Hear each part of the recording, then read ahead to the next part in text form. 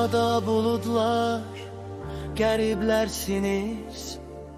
Çöllük laciverdi, zencir mirvarı. Sürgünsüz mənim tek qovuluruq biz. Mehriban şimaldan cənuba sarı. Kimdir sizi qovan, zaman ya fələk? Çıxma istəyirsiniz bəlkə böhrandan. Dostlarımı sizlərə qublar kələk. Bəlkə də qaçırsınız şərdən, böhtandan.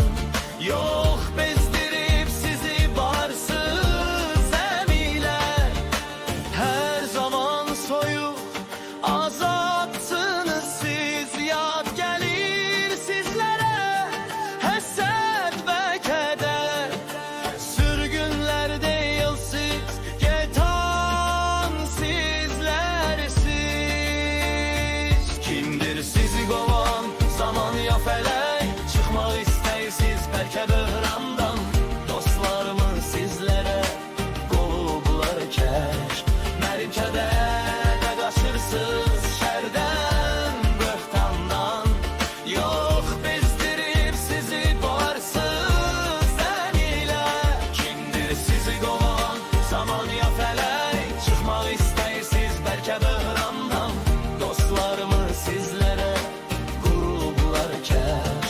Bəlkə də qaçırsınız şərdən, böhtandan.